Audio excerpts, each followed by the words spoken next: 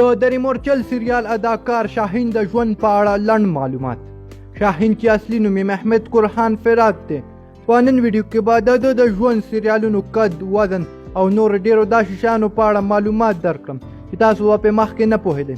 که ویډیو مو خوښه شوه نو لایک، کومنټ او شیر کول مو هیر نشي. نو راځئ چې شروع کړو ویډیو، خو د ویډیو تر پایه راسره پاتې شئ.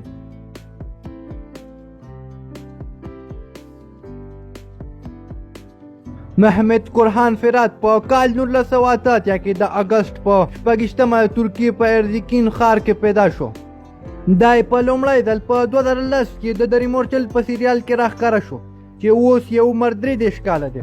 دی یو د بریالیو تلویزیوني اداکارانو څخه دی. نوموړی 5 فوټه او 6 انچه قد لري او وزن یې 4 کیلوګرامه دی.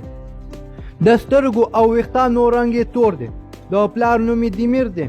کوم ورور او خور نه لري، تر اوسه لا مجرد دی. د ریمورچل سریال سره په ټولو 5 نور سریالونو کې کار کړی چې تر ټولو مشهور سریال د ریمورچل چې د شمشاد تلویزیون لخوا پښتو ته ژباړل شوی و، او بل یې اور سټوري یعنی خوږ مرچ سریال چې د لمر تلویزیون لخوا پښتو ته ژباړل شوی و چې تاسو یې په بازار کې هم پیدا کولی شئ. نوموړی په ټولنیزو رسنیو کې هم فعال دی چې تاسو یې په فیسبوک، انسټاګرام، ټویټر، یوټیوب او ورسره په ټیک ټاک کې هم پیدا کولی شئ. او اوس به راشو د خوښې شیانو ته. د خوښې خواړه د چرګ کباب دی، د خوښې رنګ اسماني دی، د خوښې ځای په ناروې کې د سویلبرډ ټاپو دی، او د خوښې سپورټ ټینس بال دی. او شوقونه لوبې کول، لوستل کول او د سندرو اورېدل دي.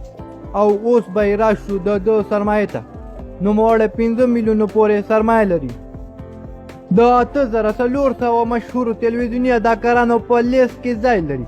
دی د اګست په 26 پیدا شوی او په همدې ورځ 510 نور مشهور کسان پیدا شوي. او ورسره په کوم کال کې چې دی پیدا شوی نو په دې کال کې 6114 مشهور کسان پیدا شوي. نو راځئ اوس یې راسره د 2022 کال نوي انځورونه وګورئ.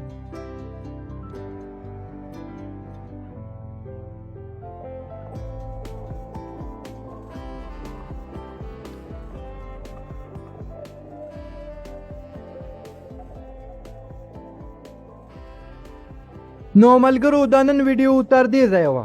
که ویډیو مو خوښه شوي نو لایک، کومنټ او شیر کول مو هیر نشي.